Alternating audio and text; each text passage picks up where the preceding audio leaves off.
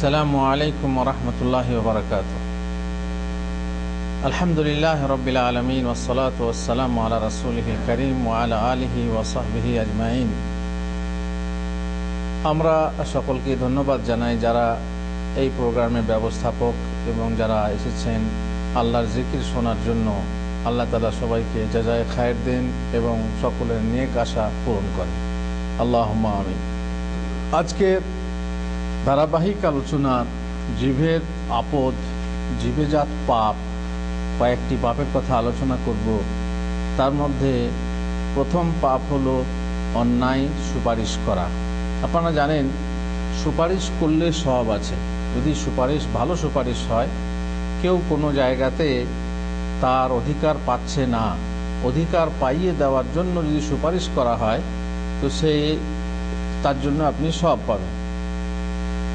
আর এরই উল্টো যদি কোনো অন্যায় সুপারিশ হয়, কোনো খারাপ কাজের জন্য সুপারিশ হয়, অন্যায় কাজ করার জন্য সুপারিশ হয়, কিংবা ভালো কাজ বন্ধ করার জন্য সুপারিশ হয়, তাহলে পরে কি হবে? সেখানে সওয়াবের জায়গায় পাপ হবে, গুনাহ হবে।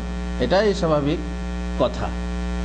অবৈধ কোনো কাজ হাসিল করার উদ্দেশ্যে, অবৈধ কোনো মন্দ কর্মের সফলতার উদ্দেশ্যে, অযোগ্য ব্যক্তিকে নেতৃত্ব বা ইমামতি দেওয়ার উদ্দেশ্যে, দেখেন আপনি চাকরি দেবেন একটা লোককে, সে অযোগ্য, আপনি সুপারিশে আপনার নিশ্চয়ই হয়তো প্রভাব প্রতিপত্তি আছে, তাই আপনার সুপারিশের জোরে একটা লোক চাকরি পাবে, কিন্তু যে কাজের চাকরি সেই কাজের যোগ্য সে নয়, সে ভালো করতে গিয়ে মন্দ করে দেবে।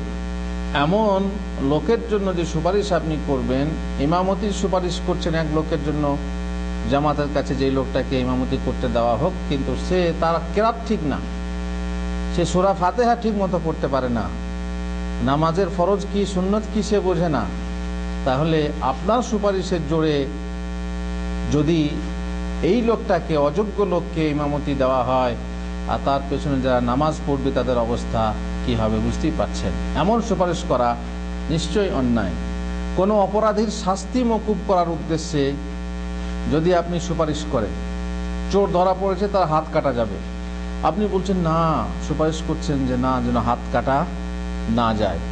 ধর্ষণে ধরা পড়েছে, এখন বাস মন্ত্রীর কাছে গেছে, মন্ত্রী গিয়ে সুপারিশ করছে, কিংবা এমন লোক যার প্রভাব প্রতিপত্তি পদের প্রভাব আছে, সেই অনুসারে সে সুপারিশ করছে, ফলে সেই অপরাধীর শাস্তি হচ্ছে না, ধর্ষকের শাস্তি হচ্ছে না। এগুলো কি অন্যায় সুপারিশ।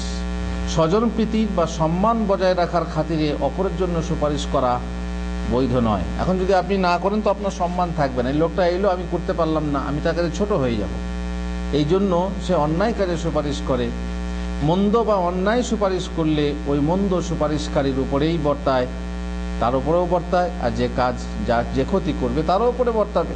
আল্লাহ তাআলা বলছেন, মাই ইয়াশফা শাফাআতান হাসানাতান ইয়াকুল লাহু নাসীবুম মিনহা, যে ব্যক্তি কোনো ভালো কাজের সুপারিশ করবে, ওতে তার অংশ থাকবে। তার মানে ভালো কাজ করলে তাতে সওয়াব পাওয়া যাবে, তাতে সে সওয়াবের ভাগী হবে। ওয়া মান ইয়াশফা শাফাআতান সাইয়্যাতান ইয়াকুল লাহু কিফলুম মিনহা, আর যে কোনো মন্দ কাজের সুপারিশ করবে সে তাতে তা অংশ পাবে। পাপ যদি হয়, সেই কাজের দরুন যদি পাপ হয়, সুপারিশ করার ফলে যদি পাপ হয়, সে পাপের অংশ সে ভোগ করবে। ওয়া কানাল্লাহু আলা কুল্লি শাইইন মুকিতা, আল্লাহ তাআলা সর্ববিষয়ে লক্ষ্য রাখেন। মোট কথা, যদি আপনি ভালো সুপারিশ করেন সওয়াব পাবেন, আর অন্যায় সুপারিশ করেন তাহলে আপনি পাপের ভাগী হবেন। আর এটা হচ্ছে জিভেজাত পাপ। আপনারা শুনেছেন প্রসিদ্ধ ঘটনা, আয়েশা রাদিয়াল্লাহু তাআলা আনহা বলছেন যে কুরাইশের এক মাখজুমি মহিলা চুরি করেছিল। মহিলা চোরে ধরা পড়ল, চুরি করাতে সে ধরা পড়ল। এবারে চুরি করে ধরা পড়েছে রাসূলুল্লাহ সাল্লাল্লাহু আলাইহি ওয়াসাল্লামের যুগে, ইসলামী আইন প্রতিষ্ঠা আছে, সেখানে তার শাস্তি কি? তার হাত কাটা যাবে। কিন্তু এক বংশীয় মহিলা, উচ্চ বংশের মহিলা, তার হাত কাটা যাবে চিরজীবন। তার কি, তাকে চিরজীবন অভিশাপ বহন করতে হবে। হাত কাটা লোকে দেখবে, আর লোকে দেখবে তখন সবাই ভাববে কে চোর, চুরি করেছে, চোরনি। আল্লাহ তাআলার আইন হচ্ছে আস-সারিকু ওয়াস-সারিকাতু ওয়াস-সারিকু ওয়াস-সারিকাতু ফাকতাউ আইদিয়াহুমা জাযাআম বিমা কাসাবা নাকালাম মিনাল্লাহ। তোমরা যে চোর হবে অথবা চোরনি হবে, চোর অথবা চোরনি, তাদের হাত কেটে নাও, আল্লাহর পক্ষ থেকে এটা হচ্ছে বিনিময়, বদলা, শাস্তি। এখন হাত কাটা যাবে, তো মহিলা পুরুষ হলেও তাও হয়তো, কিন্তু মহিলার হাত কাটা যাবে, বিশাল ব্যাপার। আপোষে আলোচনা করতে লাগলো যে কি করা যায়, কিভাবে রাসূলুল্লাহ সাল্লাল্লাহু আলাইহি ওয়াসাল্লামের কাছে, নেতার কাছে, রাজার কাছে সুপারিশ করা যায় যাতে করে এই মহিলার হাত কাটা না যায়। তখন লোকেরা বলল, ফাকালু ওমাই ইয়াজতারিউ আলাইহি ইল্লা উসামা হিব্বু রাসূলিল্লাহি সাল্লাল্লাহু আলাইহি ওয়াসাল্লাম। উসামা ছিলেন জায়েদের পুত্র, আর জায়েদ ছিলেন আল্লাহ রাসূল সাল্লাল্লাহু আলাইহি ওয়াসাল্লামের পালিত পুত্র, তাই না? যা বাতিল করা হয়েছে, কিন্তু উসামার পুত্র, জায়েদের পুত্র উসামা, তিনি ছিলেন রাসূলুল্লাহ সাল্লাল্লাহু আলাইহি ওয়াসাল্লামের কাছে প্রিয়। সবাই বলল তাহলে এক কাজ করা হোক, উসামাকে বলা হোক যেন রাসূলুল্লাহ সাল্লাল্লাহু আলাইহি ওয়াসাল্লামের সঙ্গে কথা বলে।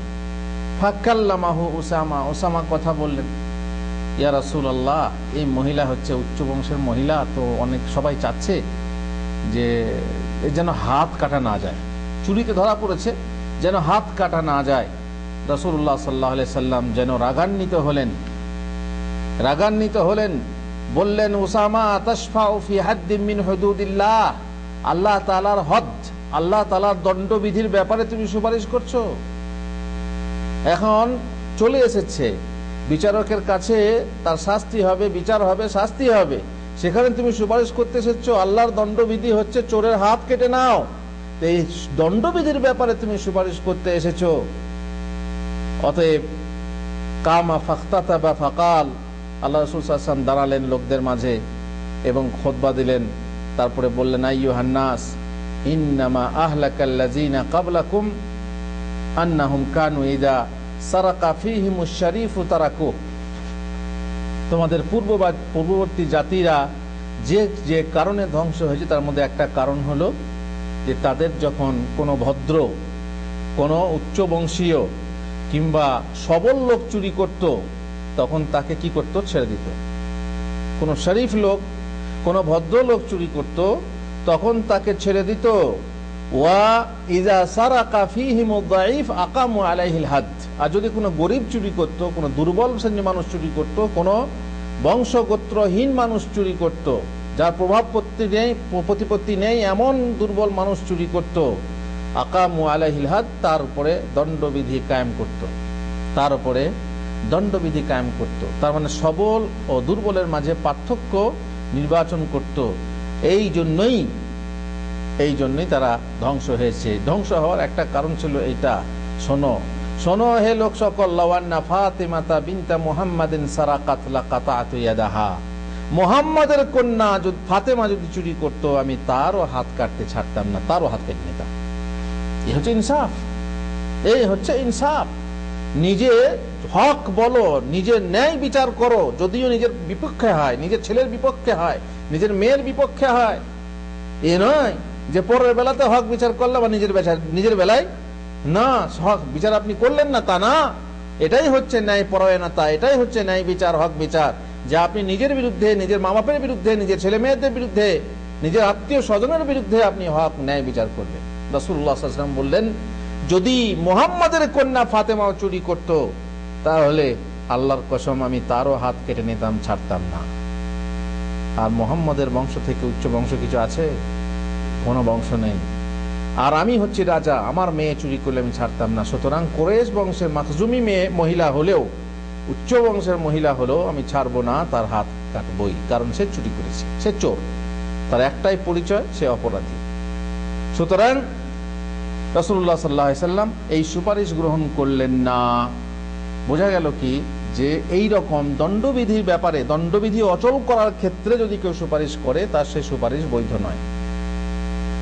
এখন দেশে দেখবেন কত কত পার্লামেন্টের মানে সভ্য, তারপর মেম্বার, তারপর মন্ত্রী, তারপর আপনার দেশের বহু উচ্চ গণ্য পদস্থ ব্যক্তিরা সুপারিশের মাধ্যমে বহু দণ্ডবিধি কি করে দেয়, নষ্ট করে দেয়, প্রতিষ্ঠা করতে দেয় না। বিশেষ করে নিজের আত্মীয় স্বজন হলে ডাকাতি করেছে, শাস্তি হলো না, ধর্ষণ করেছে, শাস্তি হলো না, কোথাও ভাঙচুর করেছে, শাস্তি হলো না, কোথাও মারামারি করে নাক ঘুষ ফাটিয়ে ফেলেছে, রক্তপাত করেছে, তার শাস্তি হবে না। কেন হবে না? যেহেতু পেছনে কি আছে, মন্ত্রী। এমনকি পুলিশের বাবার ক্ষমতা নেই। পুলিশ পর্যন্ত অপরাধীকে ধরে থানায় ভরে হঠাৎ ফোনে টেলিফোন আসে, এই তোমার এখানে অমক ব্যক্তি বন্দী আছে, ধরে নিয়ে এসছো? হ্যাঁ, কি করেছে? আরে ছেড়ে দাও, ওকে ছেড়ে দাও। বাস, পুলিশ কিন্তু ছাড়তে বাধ্য, কারণ তার থেকে উচ্চপদস্থ পুলিশ অথবা মন্ত্রী পর্যায়ের লোক তাকে টেলিফোন করেছে, সুতরাং সে ছেড়ে দিতে বাধ্য।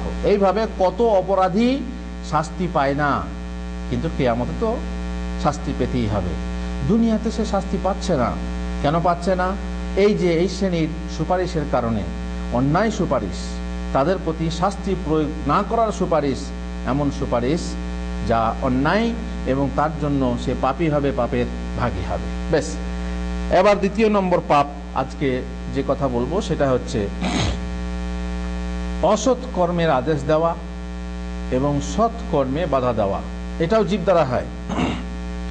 আসলে মোমেনরা হচ্ছে যারা দুনিয়াতে মুহাম্মদ রাসূলুল্লাহ সাল্লাল্লাহু আলাইহি ওয়াসাল্লামের উম্মত হয়ে এসেছে বা তার আগেও যারা মুসলিম হয়ে এসেছে, তাদের নিয়ম হলো কুনতুম খায়রা উম্মাতিন উখরিজাত লিন-নাস তা'মুরুনা বিল মারুফ ওয়া তানহাউনা আনিল মুনকার। তাদের ভূমিকা হলো, তাদের মেসেজ হলো যে তারা ভালো কাজের আদেশ দেবে আর মন্দ কাজে বাধা দান করবে, নিজের লোককে এবং পরের লোককে। যেখানে যেমন দেখবে সেখানে মন্দ কাজে বাধা দেবে আর ভালো কাজে আদেশ দান করবে।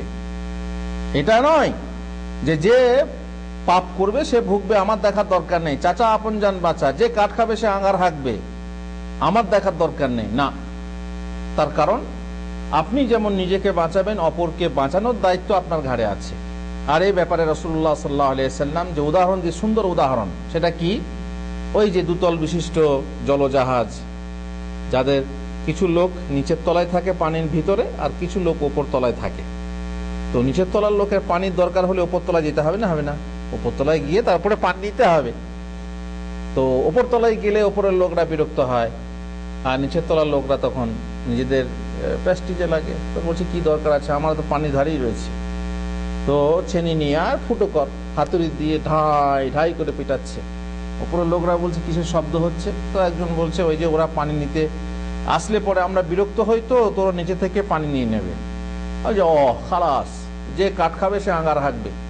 হ্যাঁ, নিজে মুছে তা দাও আর আরামসে খাও দাও, ফুর্তি করো, তাই না? লোকের উপর তলার লোকেরা ভাবলো যে নিচের তলার লোকেরা জাহাজ ছিদ্র করছে, পানি ঢুকবে, মারা যাবে কারা? নিচের লোকরাই মারা যাবে। রাসূলুল্লাহ সাল্লাল্লাহু আলাইহি ওয়াসাল্লাম বলছেন, যদি তারা বুঝতো যে তাদের সঙ্গে আমরাও ডুবে যাব, তাহলে তাদের হাত ধরে নিত, তাহলে ওরাও বাঁচতো, নিজেরাও বাঁচতো। আর যদি তাদের হাত ধরে না নেয়, তাহলে ওরা ডুববে আর ওরা তোমাদেরকে সঙ্গে নিয়ে দুতলার লোকেও ডুববে, তাই না? ভাববেন না যে সমাজে যে যা করছে, যেখানে যা যা করছে আমার দেখার দরকার নেই, আমার চোখ কান করার দরকার নেই, আমি নিজের জান নিয়ে শশব্যস্ত। চাচা আপন জান বাঁচা। মুসলিম উম্মার এরকম দায়িত্ব হতে পারে না, এমন দায়িত্বহীনতা হতে পারে না। নিজের ছেলে মেয়েদেরকে শাসন করব, পরের ছেলে মেয়েদেরকে শাসন করব না, এমন হতে পারে না। তবে হ্যাঁ, অনেক সময়ে লোকে দেয় না, করতে দেয় না, বলে আমার বিষয়ে নাক গলাবি না, সেটা আলাদা কথা। এই জন্যই যখন দেখবেন আপনি পারছেন না, তো সেই ব্যাপারে রাসূলুল্লাহ সাল্লাল্লাহু আলাইহি ওয়াসাল্লাম ধাপ বলে দিয়েছেন, মান রাআ মিনকুম মুনকারান ফালিয়ুগাইয়িরহু বিয়াদিহি। নোংরা কাজ দেখলে শক্তি দ্বারা, হাত দ্বারা বাধা দাও। কিন্তু যদি দেখো যে পারবে না, তোমাকেই উল্টে শাসাবে, তোমাকে উল্টে মারধর করবে, অথবা তুমি শক্তি প্রয়োগ করতে গেলে যে নোংরা বন্ধ করতে যাচ্ছ তার থেকেও বেশি নোংরা সৃষ্টি হবে, তার থেকে বেশি খারাপ সৃষ্টি হবে। এখন যদি কেউ নোংরামি করে তাকে আপনি বাধা দিতে গিয়ে যদি ঘুষি মারেন, মুসা নবীর মতো ঘুষি মেরে যদি একবারই তাকে শেষ করে দেন, তাহলে কি অবস্থা হবে? হ্যাঁ, কি অবস্থা হবে? আপনি একটা হয়তো গতকালকের খবর,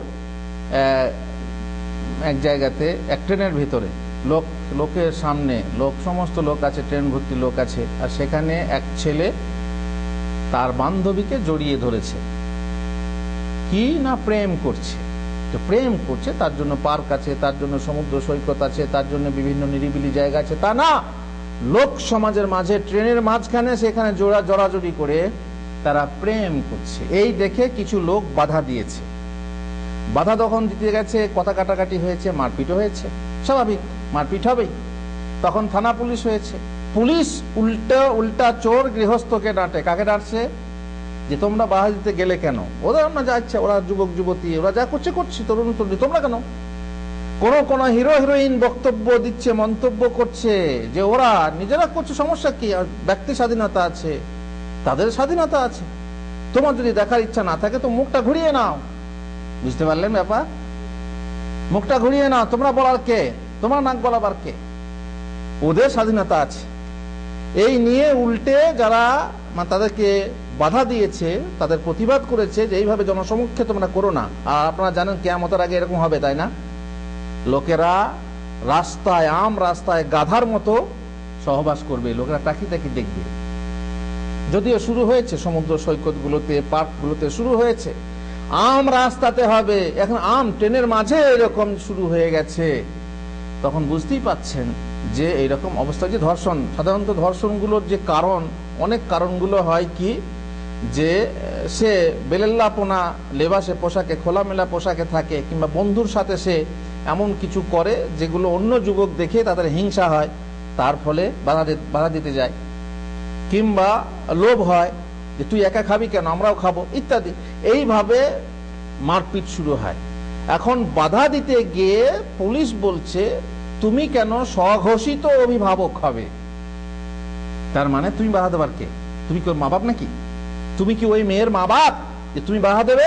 এখানে জড়িয়ে ধরলে আমার মেয়েকে, ওরা না বুঝে নেবে। বাধা দেওয়াও অন্যায়। এখন সেখানে যে বাধা দিতে যান, আপনি যদি মার খান, আপনি যদি উল্টে দোষী সাব্যস্ত হন, তাহলে পরে রাসূলুল্লাহ সাল্লাল্লাহু আলাইহি ওয়াসাল্লাম বলছেন যে ব্যক্তি শক্তি দ্বারা বাধা দিতে পারবে না, তার উচিত কি?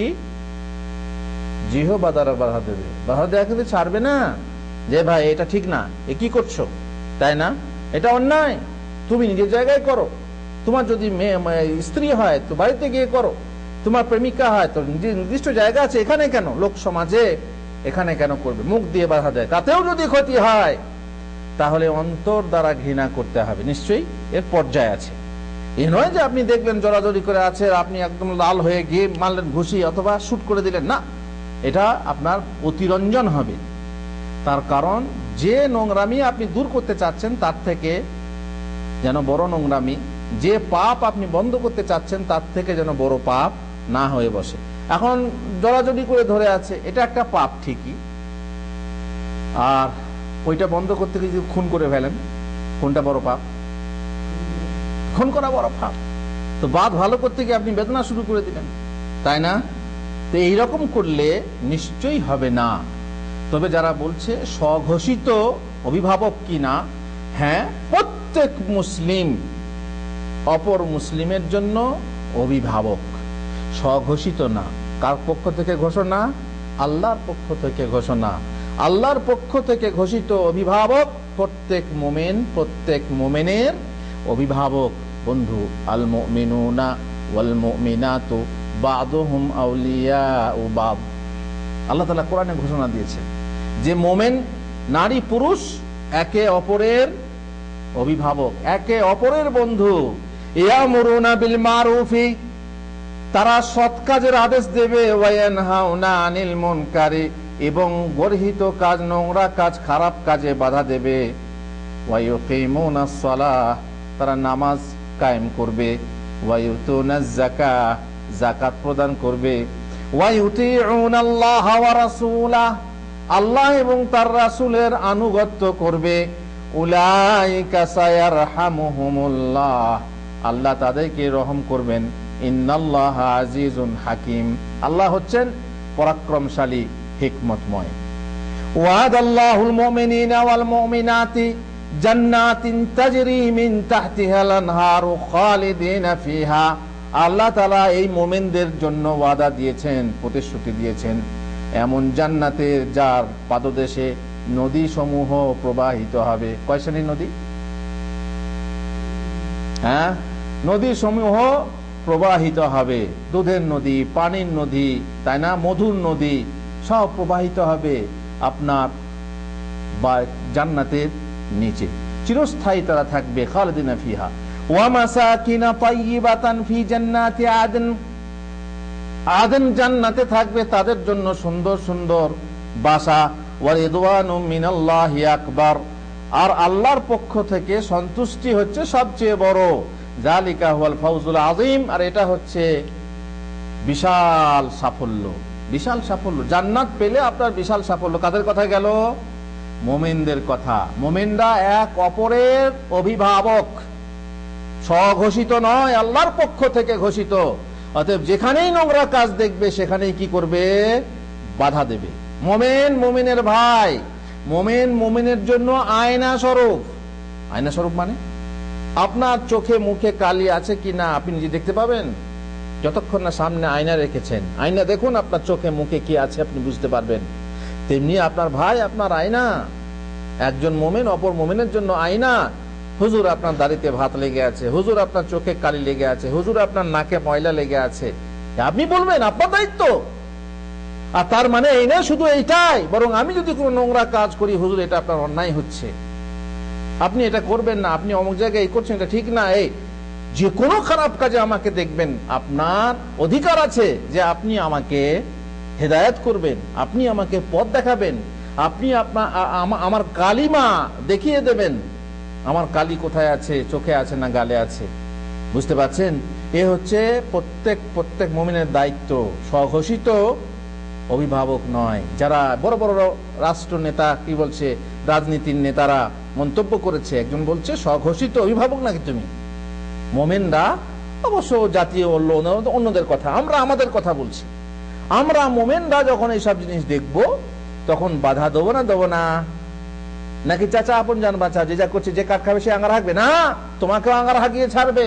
তাহলে ওই জলজাহাজের মতো, যদিও তুমি দোতলায় থাকো, ওদের সঙ্গে নিচের তলার লোকের মতো ডুবে মরবে। সুতরাং বাধা দিতে হবে। তবে হ্যাঁ, বাধা দিতে গিয়ে আপনি এমন কাজ সৃষ্টি করবেন না যে বড় পাপ সৃষ্টি হয়ে যায়, সেটা খেয়াল রাখতে হবে। আর যে পাপটার কথা বলেছিলাম কি, যে এরই উল্টো এমন কিছু লোক আছে যারা অসৎ কর্মে বাধা দেয় না, কি করে? সৎ কর্মে বাধা দেয়। ভালো কাজ করতে গেলে বাধা দেয়। নামাজ পড়তে, নামাজি হয়ে গেছে এখন থেকে, নামাজের বেটা এখন থেকে নামাজ পড়বি কি? দাঁড়িয়ে রাখলে এই বুড়ো লাগে, এখন থেকে দাঁড়িয়ে রাখছিস কেন? তাই না? যখনই দেখবেন কোন ভালো কাজ করবেন সে বাধা দিচ্ছে, আর খারাপ কাজ করলে খারাপ কাজে উৎসাহিত করছে। এগুন কাদের? মুমিনের কাজ সৎকর্মে আদেশ, অসৎকর্মে বাধা। সুতরাং এর বিপরীত কাজ হচ্ছে কাফের ও মুনাফিকদের। এর হচ্ছে বিপরীত কাজ কাদের? কাফের ও মুনাফিকদের। আল্লাহ বলছেন আল মুনাফিকুনা ওয়াল মুনাফিকাতু বা'দুহুম মিন বা'দ ইয়ামুরুনা বিল মুনকারি ওয়া ইয়ানহাউনা আনিল মারুফি ওয়া ইয়াকবিদুনা আইদিয়াহুম নাসুল্লাহা ফানাসিয়াহুম ইন্নাল মুনাফিকিনা হুমুল ফাসিকুন। মুনাফিক নর ও নারী, কপট নর ও নারী। মুনাফিক কাকে বলে? মুনাফিক কাকে বলে? হ্যাঁ, যারা মুখে লা ইলাহা ইল্লাল্লাহ বলে কিন্তু ভিতরে বিশ্বাস নেই। মুখে একরকম আর বুকে একরকম। মুখে কোকিল আর বুকে বখিল। মিষ্টি মিষ্টি কথা বলে কিন্তু ভিতরে হচ্ছে মিশ্রির ছুরি, তাই না? এ হচ্ছে মুশকিল, কঠিন মুনাফিক। মুনাফিক থেকে, কাফের থেকে মুনাফিক হচ্ছে বেশি যন্ত্রণাদায়ক, বেশি কঠিন। ইন্নাল মুনাফিকিনা ফি দারকিল আসফালি মিনান নার। মুনাফিকরা জাহান্নামের সর্বনিম্ন স্তরে থাকবে। কেন? কারণ হচ্ছে পর শত্রুকে পার আছে, ঘর শত্রুকে পার নেই। ঘরের শত্রু বিভীষণ। ঘরের ঢেকি যদি কুমির খায়, ঘরের ঢেকি যদি কুমির হয়, তাহলে আপনি আপনার ছেলেকে বাঁচাতে পারবেন?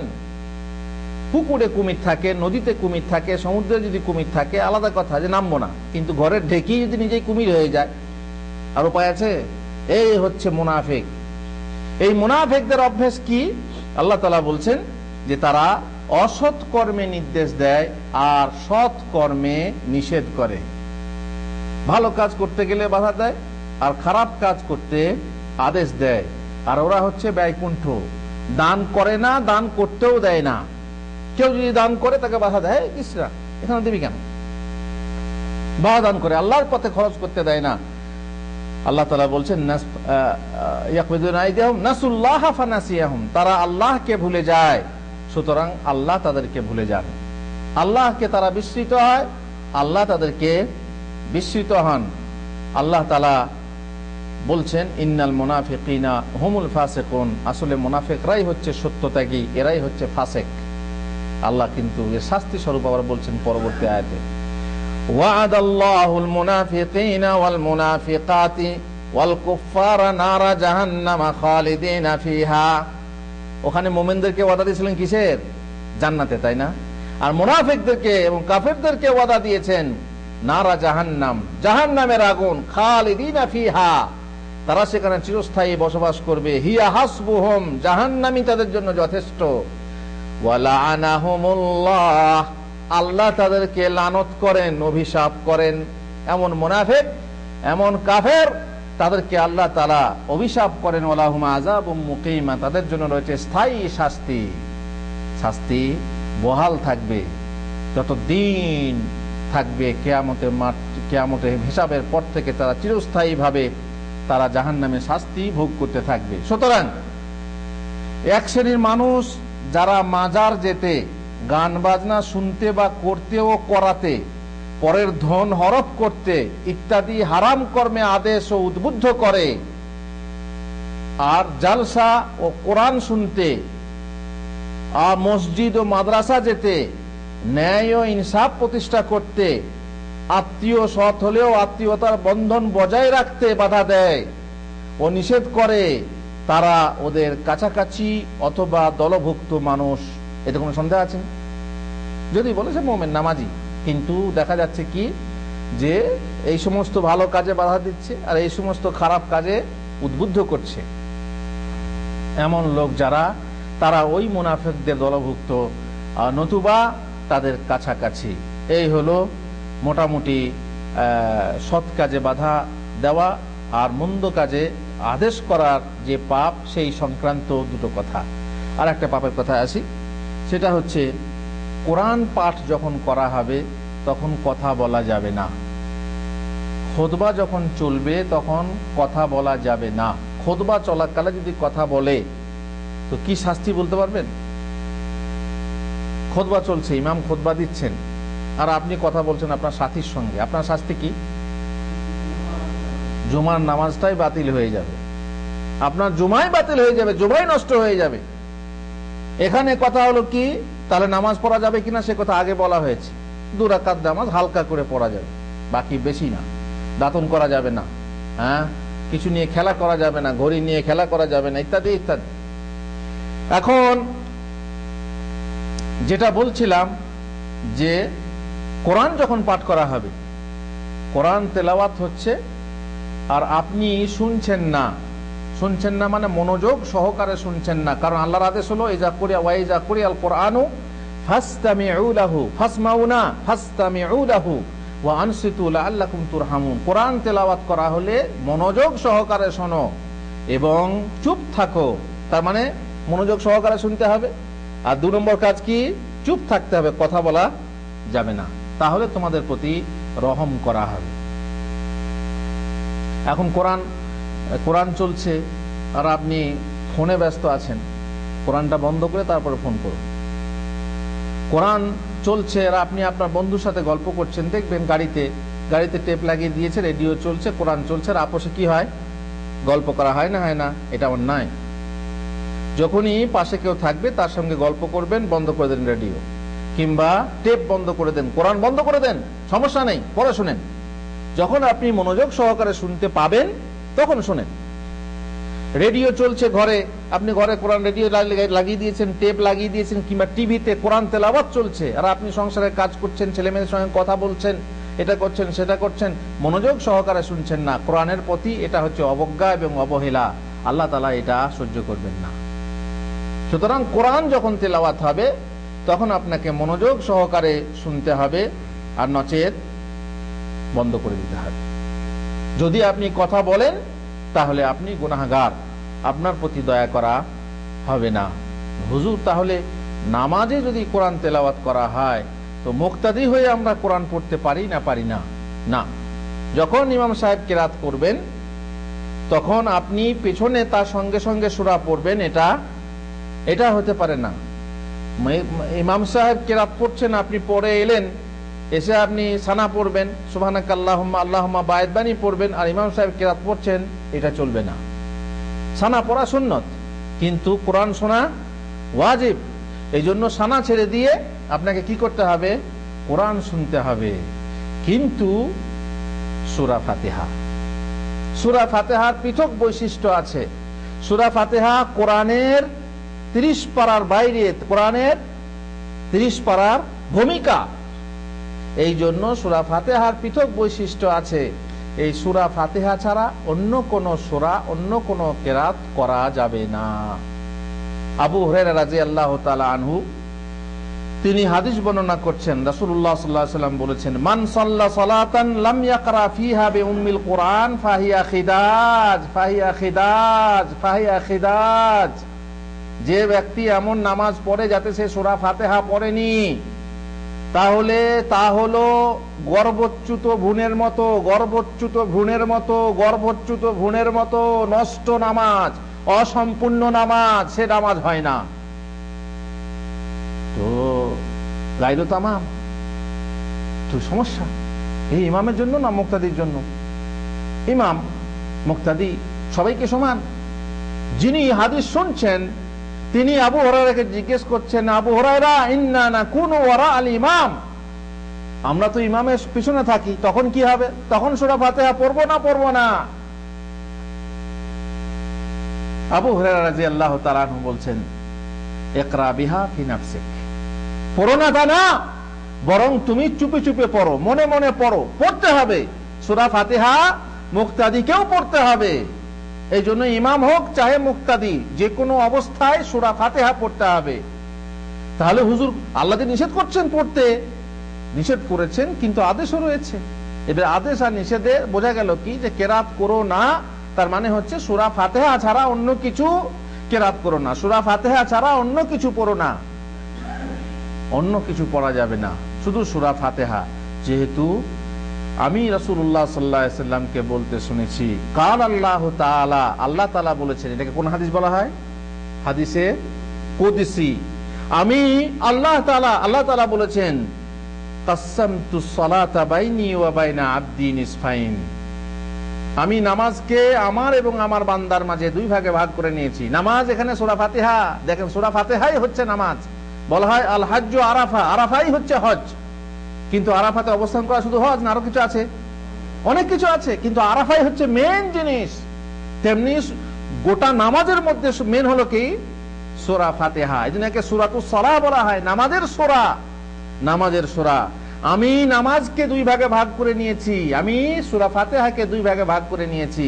ওয়ালি আবদি মা সাআল, আর আমার বান্দা, আমার নামাজি বান্দার জন্য তাই রয়েছে যা সে প্রার্থনা করে, যা সে চায় আমার কাছে। ফাইদা ক্বালা আল-আবদু আলহামদুলিল্লাহি রাব্বিল আলামিন, বান্দা যখন বলে আলহামদুলিল্লাহ রাব্বিল আলামিন, আল্লাহ তখন বলেন হামিদানি আবদি, আল্লাহ বান্দা আমার প্রশংসা করলো। দেখছেন, এই জন্যই অন্য হাদিসে আছে, ইন্নামাল মুসাল্লি ইউনাজি রাব্বা, আসলে যে নামাজি, যে নামাজ পড়ে, সালাতরত, নামাজরত ব্যক্তি, সে আসলে আল্লাহর সঙ্গে মোনাজাত করে। মোনাজাত মানে এইটা নয়, মোনাজাত মানে এইটা নয়, মোনাজাত মানে হচ্ছে কানে কানে ফিসফিসিয়ে কথা বলা। সে রবের সঙ্গে মোনাজাত করে, তখন আল্লাহ, তার মানে বান্দা যখন কথা বলে আল্লাহ সেই কথা জবাব দেন। যখন বলে আলহামদুলিল্লাহ রাব্বিল আলামিন, তখন আল্লাহ বলেন বান্দা আমার প্রশংসা করলো। ওয়াইজা ক্বালা আর-রাহমানুর রাহিম, যখন বান্দা বলে আর-রাহমানুর রাহিম, ক্বালা আল্লাহু তাআলা আসরা আলাইয়া আবদি, বান্দা আমার স্তুতি বর্ণনা করলো। ওয়াইদা কালা মালিকি ইয়াউমিদ্দিন, যখন বান্দা বলে মালিকি ইয়াউমিদ্দিন, কালা মাজ্জাদানি আব্দি, তখন আল্লাহ বলেন বান্দা আমার গৌরব বর্ণনা করলো।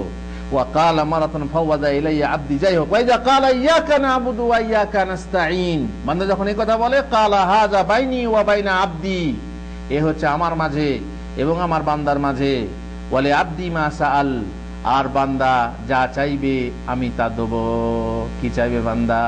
ইহদিনাস সিরাতাল মুস্তাকিম, আল্লাহ গো তুমি আমাকে সরল পথ দেখাও। পৃথিবীর বুকে কত মত, কত পথ, কত মযহাব, কত দল, কোন দলে যাব, শত দলে মিশে আমি কোন জায়গায় গিয়ে ভ্রষ্ট হয়ে যাব, আমি ধ্বংস হয়ে যাব। তোমার কাছে যাওয়ার বদলে হয়তো অন্যের কাছে পৌঁছে যাব, জান্নাত যাওয়ার বদলে জাহান্নামে চলে যাব, পথভ্রষ্ট হয়ে যাব, আমাকে পথ দেখাও। ইহদিনাস সিরাতাল মুস্তাকিম, সরল পথ দেখাও, বাঁকা পথ দেখাও না। বাঁকা পথে গেলে অন্য জায়গায় ইন্না হাযা সিরাতি মুস্তাকিমান ফাত্তাবিউ ওয়া লা তাত্তাবিউস সুবুল ফাতাফাররাকা বিকুম আন সাবিলি, আল্লাহ বলছে অন্য জায়গায় এই হচ্ছে আমার সরল পথ, এর অনুসরণ করো, এদিক ওদিকের পথে অনুসরণ করো না, তাহলে আমার কাছ থেকে বহু দূরে সরে যাবে। সুতরাং আমাকে সরল পথ দেখাও। এই সরল পথের ব্যাখ্যা কি? সিরাতাল্লাযীনা আন'আমতা আলাইহিম, তাদের পথ দেখাও যাদেরকে তুমি নিয়ামত দিয়েছো অথবা পুরস্কার দিয়েছো। কাদেরকে? আম্বিয়াদের পথ, আউলিয়াদের পথ, তাই না? নবীদের পথ, সেই পথ দেখাও যাদেরকে তুমি নিয়ামত দান করেছো। গায়রিল মাগদুবি আলাইহিম, আরো ব্যাখ্যা, সেই পথ দেখাও না যে পথ হচ্ছে ক্রোধভাজন লোকেদের পথ, ইহুদিদের পথ, সেই পথ আমি চাই না, কারণ তারা হচ্ছে ক্রোধভাজন, তোমার কাছে তারা ক্রোধভাজন, তুমি তাদের প্রতি রাগান্বিত আছো, তুমি তাদের প্রতি ক্রোধান্বিত আছো, তাদের পথ চাই না। ওয়ালাদ-দাল্লিন, আর ভ্রষ্ট লোকেদের খ্রিস্টানদের পথও আমি চাই না। তাদের পথ চাই? মুসলিমদের পথ চাই, আমি মুসলিমদের পথ চাই। আল্লাহ তাআলা কি ওয়াদা দিয়েছেন, কি প্রতিশ্রুতি দিয়েছেন? বান্দা যা চাইবে আমি তাই দেব। এই হচ্ছে সূরা ফাতিহা, সুন্দর মোনাজাত, সর্বশ্রেষ্ঠ মোনাজাত। আর এটা হচ্ছে নামাজের মেন জিনিস, নামাজের মগজ। আপনি চাইছেন আল্লাহর কাছে, তবে হ্যাঁ দেখবেন খেয়াল করে যে আপনি যা চাইছেন তা আসলে কি মন থেকে চাইছেন, না আপনি যা বলছেন সেটা আল্লাহর সামনে মজাক হচ্ছে না তো? মানে আপনার কাজে এমন তো হচ্ছে না যে আপনি মনে করেন এক পার্টি করেন, কথার জন্য বলি, দুটো পার্টি, আওয়ামী লীগ আর বিএনপি, দুটো বড় বড় পার্টি, দুই পার্টির পতাকা দুরকম, তাই না? একরকম, দুরকম। আপনি আওয়ামী লীগের পতাকা গায়ে জড়িয়ে আছেন আর বিএনপি নেতার সামনে গিয়ে বলছেন আপনার সাথে আছে আমরা, আপনি আগিয়ে চলুন, মহান নেতা আগিয়ে চলুন, আমরা আপনার পিছে আছি, আপনি স্লোগান দিচ্ছেন, আর আপনার গায়ে জড়ানো আছে কি? আওয়ামী লীগের পতাকা। এরকম হচ্ছে না তো? নামাজে আপনি আল্লাহকে বলছেন ইয়াকা না'বুদু ওয়া ইয়াকা নাস্তাঈন, আল্লাহ গো আমরা কেবল তোমারই ইবাদত করি আর তোমারই কাছে সাহায্য চাই। এটা আপনি সত্য বলছেন না মিথ্যা বলছেন? অন্য জায়গায় সাহায্য চান না তো? নাকি ওদের মতো কবরের উপরে চাদর চড়াচ্ছেন আর বলছেন লা ইলাহা ইল্লাল্লাহ? দেখছেন, ইলাহকে প্রতিষ্ঠা করছে, সিজদা করছে, নজর মানছে, চুমা দিচ্ছে, প্রণাম করছে, আর সেই সঙ্গে বলছে লা ইলাহা ইল্লাল্লাহ। এইরকম স্ববিরোধী এমন কাজ আপনি করছেন যেটা স্ববিরোধী, নিজে যা করছেন তার উল্টো বলছেন, এরকম বলা হয় না তো? আপনি চাচ্ছেন আল্লাহ গো ইহুদিদের পথ দেখাইও না, আর আপনি নিজে ইহুদিদের পথে ছুটে যাচ্ছেন। আপনি বলছেন আল্লাহ গো খ্রিস্টানদের পথ দেখাইও না, আর আপনি নিজে খ্রিস্টানদের জিনিস পছন্দ করছেন, খ্রিস্টানদের কালচার পছন্দ করছেন, তাদের সভ্যতা পছন্দ করছেন, তাদের পিছনে আপনি ছুটছেন, তাদের প্রশংসা করছেন, ইত্যাদি ইত্যাদি। আর এইদিকে সূরা ফাতিহাতে আপনি প্রত্যেক রাকাতে এই কথা বলছেন। এ হাস্যকর, এ হচ্ছে হাস্যকর। যাই হোক, আমরা কি বলছিলাম যে কোরআন তেলাওয়াত করা হলে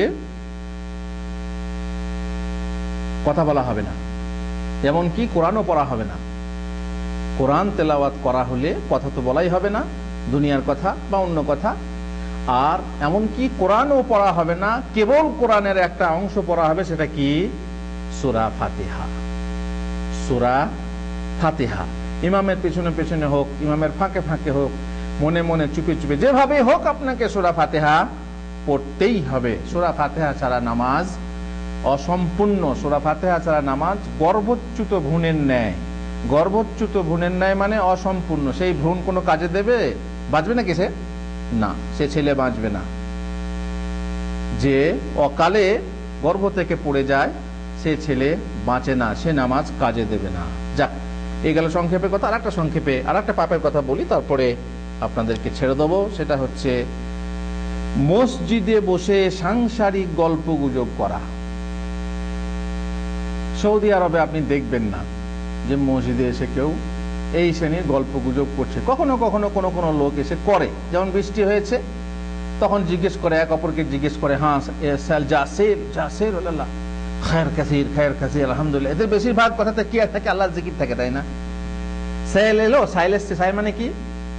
যে ওয়াদিগুলো, উপত্যকাগুলো পানি বয়ে গেল না গেল না, বন্যা নয়। সাইল মানে বন্যা নয়, বন্যা হচ্ছে আলাদা জিনিস, এটা হচ্ছে ফায়দান।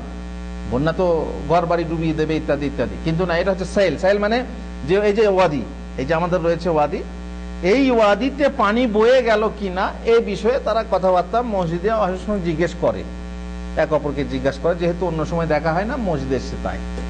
কিন্তু কিছু মানুষ আছে যারা মসজিদে বসে গোল গোল বৈঠকে দুনিয়াদারির কথা বলে। দুনিয়াদারির কথা কেমন? চাষের সময় বসে আছে চাষিরা, কতটা তুমি কতটুকু করলে, হ্যাঁ তোমার কতটা গেল, তুমি কি করলে, তোমার কতটা হলো, কি ধান লাগালে, কি করলে, চাষিদের কথা, তাই না? যার যেমন তার হইল কথা।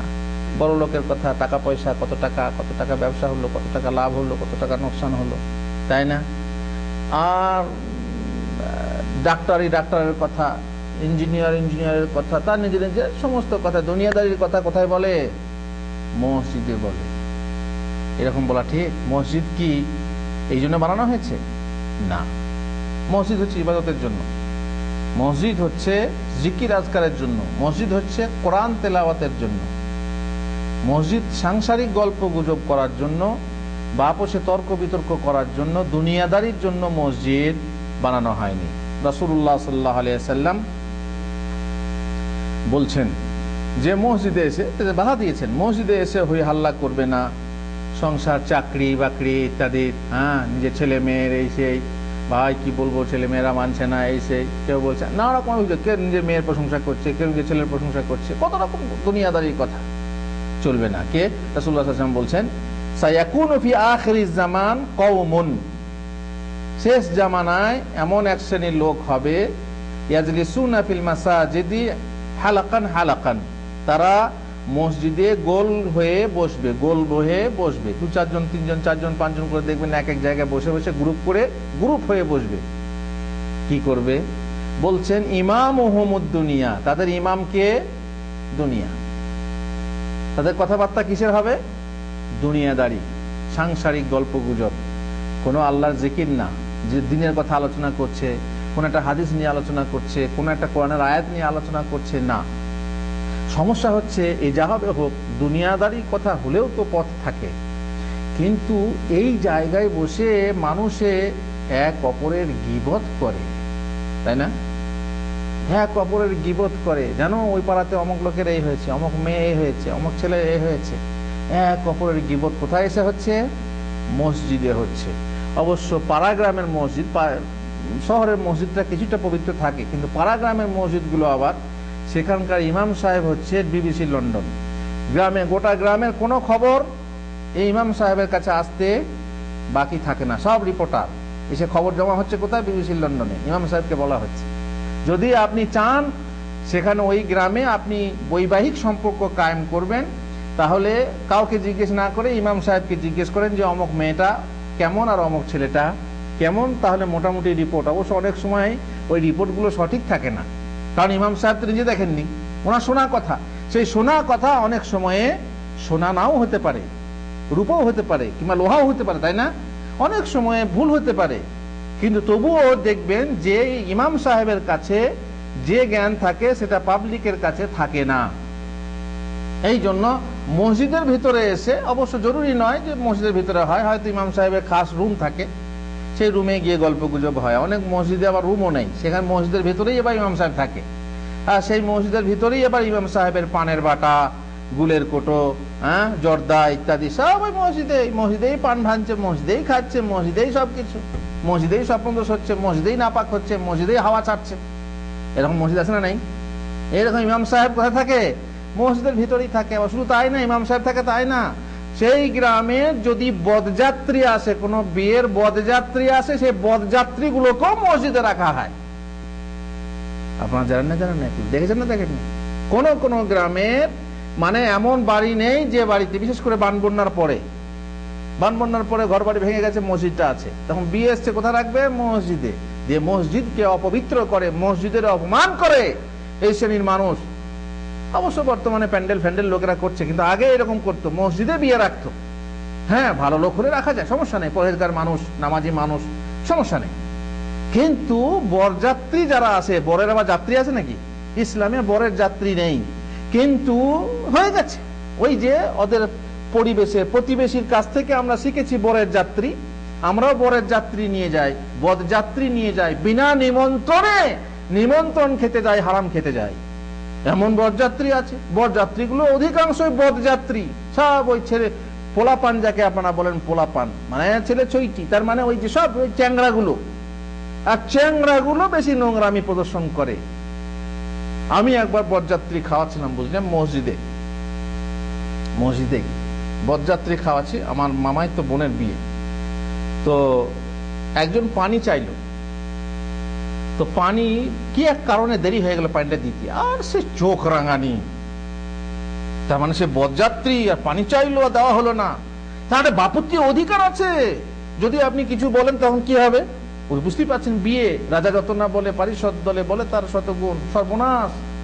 তখন গলায় গামছা দিয়ে হাত জোর করে মেয়ের বাবাকে ক্ষমা চাইতে হবে বরযাত্রীকে, তাই না? কেন, নাহলে বিয়ে ঘুরে যাবে একদম। সে বেচারি কিছুই বলতে পারবে না, পানিটা দিতে দেরি হয়েছে, আমার দিকে এইভাবে গজরে আছে। আমি অবশ্য তালেব ইলম, তখন ছাত্র, তালেব ইলমের ড্রেস পরে আছি, প্যান্ট শার্ট পরে থাকলে হয়তো, সে প্যান্ট শার্টওয়ালা, প্যান্ট শার্ট পরে থাকলে হয়তো অতটা পারতো না, এইভাবে গজরে আছে।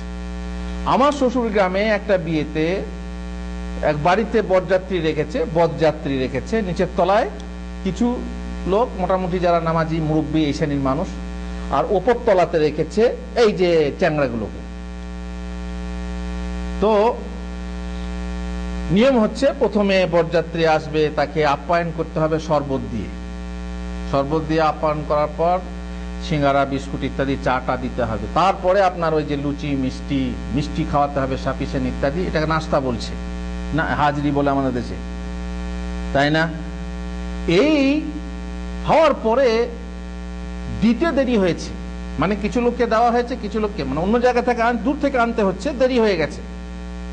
দেরি যে হয়েছে ভাই, আর এক সেও আবার কে? বরের নিজের ভাই, যে বর নিচে আছে আর ভাই গেছে ওপরে।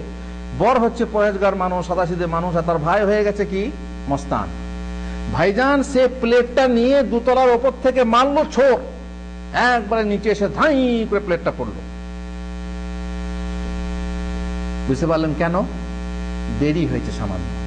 কেন জানেন? দাবটা কিসের? বরযাত্রী একটা অধিকার আছে।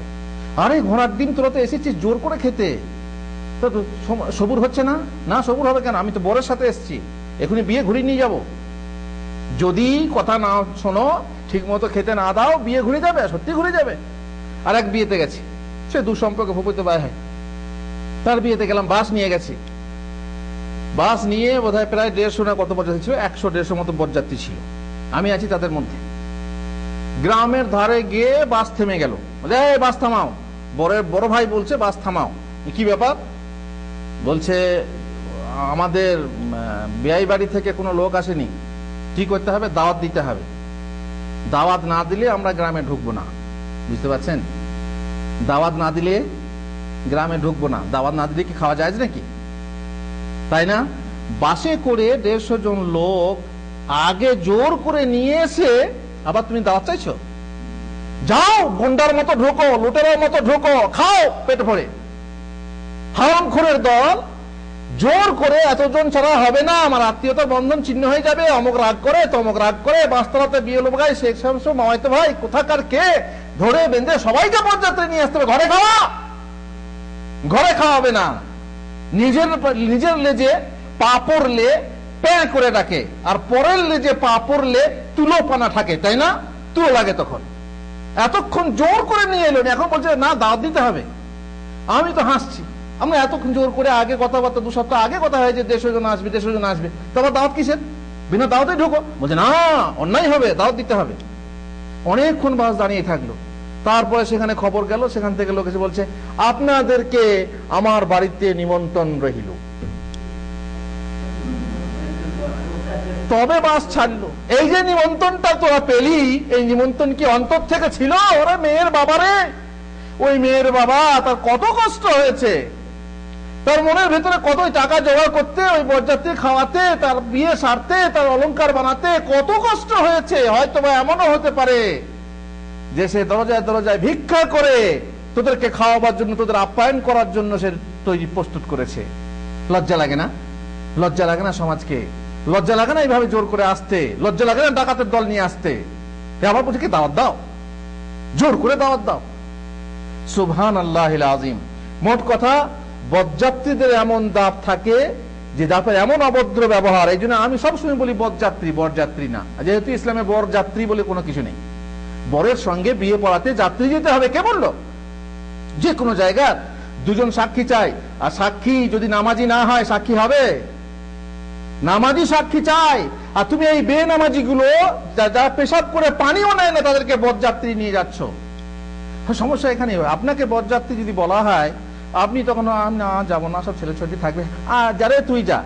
আমরা আপনার এমন ছেলেটাকে পাঠালেন যে ছেলে হচ্ছে, হ্যাঁ বুঝতে পারছেন কেমন ছেলে, আপনি সেই ছেলেটাকে পাঠান, আপনি নিজে যাবেন না। ভালো লোক, ভালো লোককে যদি বলা হয় ভালো লোক যায় না। সে আবার ভাবে কি সেখানে গেলে, যেমন আমি এক জায়গায় বরযাত্রী গেলাম, আমাকে একজন বললো হুজুর আপনাদের মতো লোক বরযাত্রী আসা ঠিক না। সে ঠিক বলেছে না ভুল বলেছে? ঠিক বলেছে।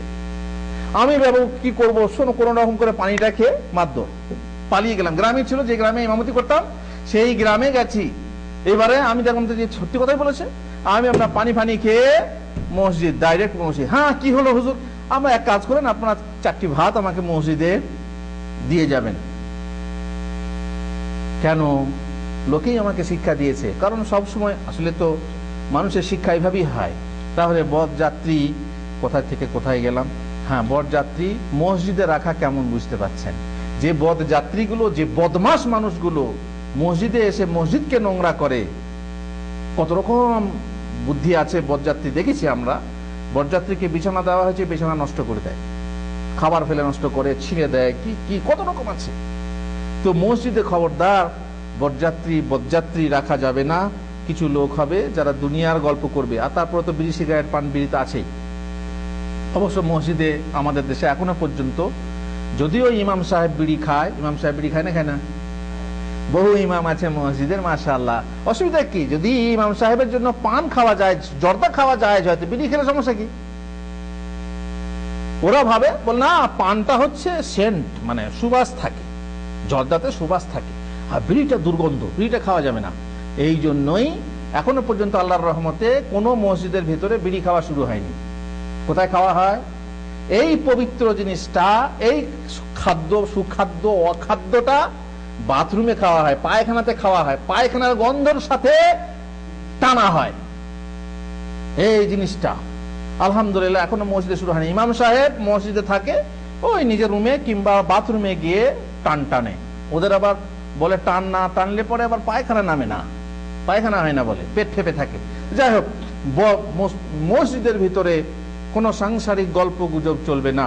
মসজিদের ভিতরে কোন রকমের এই বরযাত্রী বা অন্য যাত্রীকে, কোন যাত্রীকে রাখবেন না। এমনি বরযাত্রী বা কোন যাত্রীও তাই। আমাদের দেশে তো নিয়ম হয়ে গেছে, আপনি যদি 100 জন বরযাত্রী নিয়ে আসেন, আমি 50 জন কোন যাত্রী নিয়ে যাবো, অর্ধেক বদলা নেবো, কমসে কম অর্ধেক তো হবে।